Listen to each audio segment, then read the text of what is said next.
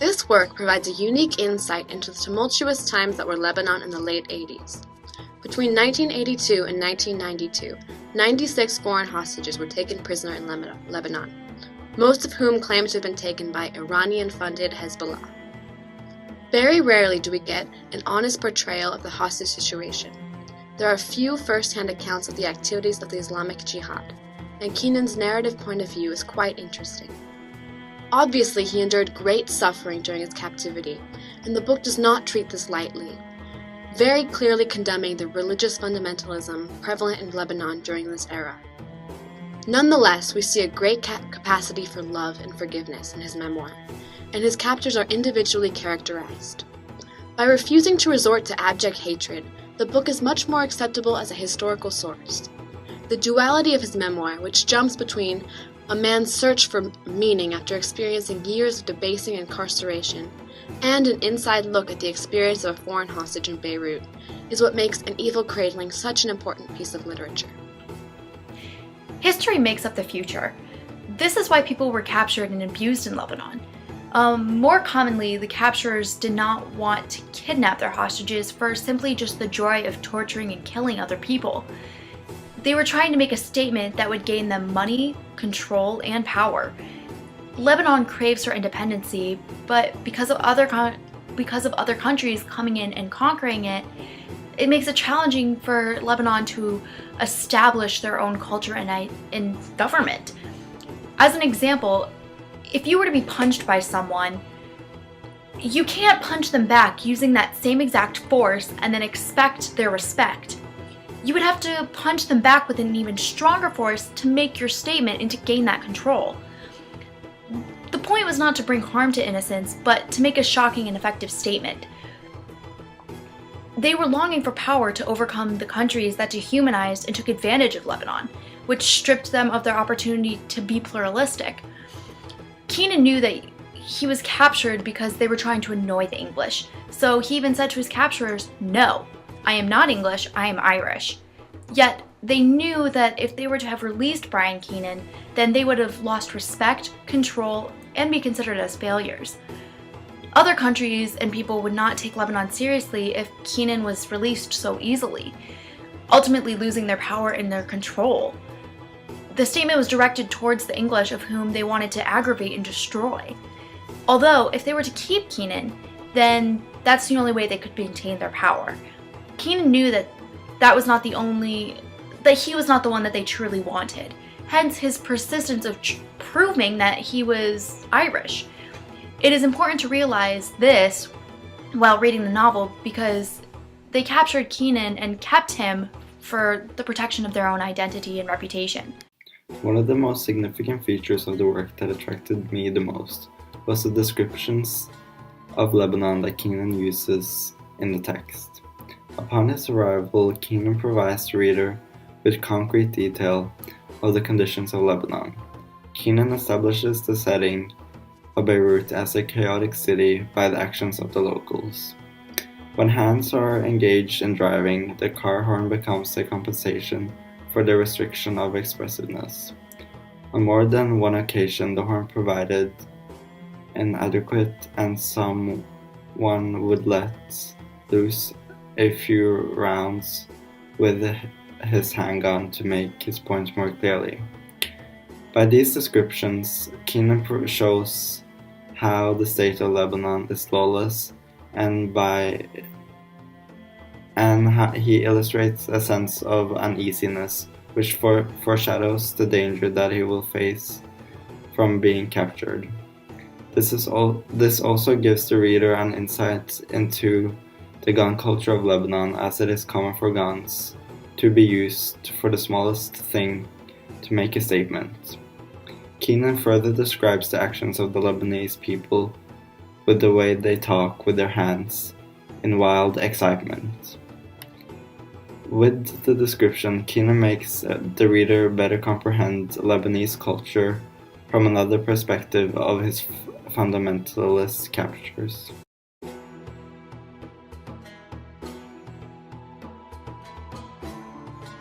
The American tourists, Terry Anderson, Tom Sutherland, and Frank Reed, serve to show the extent of the hostage situation, how it affected men of many nationalities, how their releases were negotiated, and more importantly, how they reacted to the situation at hand.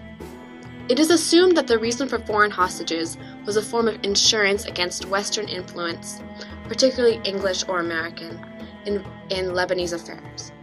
The anarchy proved economically beneficial to militia leaders. After the 1983 bombing of the U.S. Marine Barracks and Embassy, which killed 241 Americans and 58 Frenchmen, the International Peacekeeping Force withdrew from Lebanon, suggesting to militia leaders that terrorism was an effective method of bullying the West into submission. We know from hindsight that the American hostages would be released in the early 90s, mainly due to the Iran-Contra controversial hostages for weapons exchange between President Ronald Reagan and the government of Iran. The prisoners, despite their differences in culture and nationality, make great attempts at communication, which show their desire for communication and companionship. While they never develop as strong of a relationship with the Americans, Keenan and McCarthy do make attempts at connections, with a particular focus on drawing Frank Reed out of his self-imposed isolation. The characterization of Frank, in particular, as a man broken by the trauma of captivity, which serves to highlight the emotional toll taken by all of the men's shared experience. While Keenan and McCarthy both demonstrate an unusual and uplifting resilience and strength in the face of their captors, Frank Reed doesn't seem to have this capability. Through the use of American captives, Keenan is able to explore the different themes of the text and to better understand the conditions of the captives. Frank Reed is introduced as an American captive who at first glance seemed outrageous by his stories due to his long periods of isolation.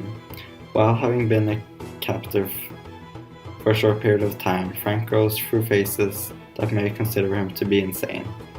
This is clearly shown by descriptions of Frank as he has developed feelings of panic and fear over weeks and had finally driven him to actions without any proper calculation of what would happen if things went wrong. Frank manages to get out of his cell, but wanders about in the passageway, which creates a dangerous setting for all the captives. The panic and fear that Frank faces from being a captive evolves into unreasonable actions, showing a sense of insanity. This is further enhanced as he bangs the gate and repeats how he was supposed to be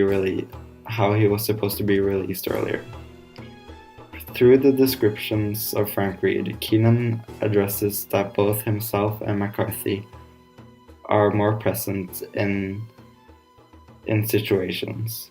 McCarthy is able to stand up for Frank Reed for his physical abuse that he is facing, as he is calmer and saying to the guards, "Don't beat this man anymore. Bring your chiefs here."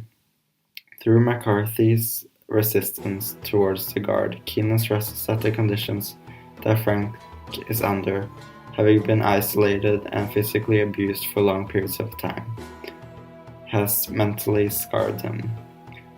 Thus, the mentioning of Frank Reed, Keenan describes a different reaction from the taunting experiences of that the captive faced.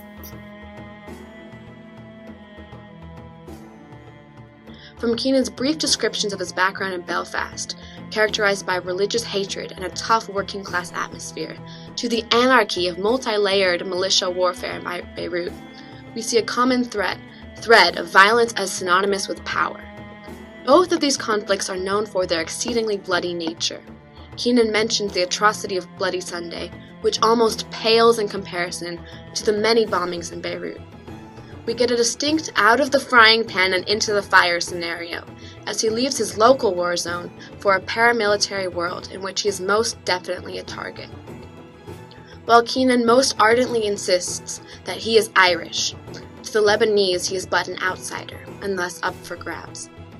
Keenan describes his violence as cartoonish, an unoriginal copy of Hollywood blockbusters with ketchup violence, such as Rambo. He thus insinuates that the Lebanese approach to warfare is almost childlike, alluding to his previous claim that fundamentalism leaves the vast majority of people in an ignorant state of obedience, and that guns do not equate real power. Through these rigid cultural values, the youth are forced into fundamentalism, coerced into rudimentary mindsets of which they do not have the agency to ask questions. They grasp at weapons, tools of aggression, in an attempt to empower themselves. Yet this act of reaching out to guns, which Keenan describes as futile symbols of power, as a form of security blanket, is disempowering itself. Keenan's insight shows these jihadis, who claim to be ready to lay down their lives for Allah, as frightened and powerless. They use violence as a cloak to their own fear, but this is a vicious cycle as violence begets violence. The best example of this is a saying Keenan quotes, "In Lebanon, it is not who you kill, but how many," illustrating the lawlessness of the society, which victimizes itself with mindless killing. Violence is a common and recurring motif in an evil cradling. In many ways, this motif characterizes the different people in the text, such as Keenan himself. In the text, Keenan shows that he is a confident man who is not afraid to stand up for himself in times of difficulty. This is clearly exposed through his own words. Instead, I told him, filled with cocky self-confidence, that if anyone pushed me, I would most assuredly push them back. Additionally, this shows how Keenan and his captors use violence as a means to retain power. However, this motif is explored to a deeper level as Keenan illustrates how violence can bring pain towards a person. With each tortured cry, I felt my own fear claw at a crawl over my flesh. There is a capacity in each of us, and sometimes I think even a need to reach out to others in pain. At this point, Keenan realizes that people gravitate towards others in times of unhappiness due to the fact that they felt that they wanted help. Keenan also uses violence to stress how it is an action towards dehumanization. An example of this is how Keenan mentions those cries of pain becoming screams of a kind of animal helplessness when he is being physically abused by his captors. This provides the reader into a clearer perception of the degradation of the conditions the captives face during their incarceration. Violence is utilized to characterize the captives, especially Abed. Abed knows that Keenan and McCarthy has done nothing wrong, but he feels a need to punish them anyway. In this setting, Keenan addresses another theme in the text, which is compensation and friendship between himself and McCarthy. McCarthy is able to stand up for Keenan after Abed's violent actions, as he says, "No, Abed, you wanted to do it. You planned to do this. You wanted to. This man has done nothing wrong. You have done this thing because you wanted to do it." This shows the relationship between the two has grown, as they both care for each other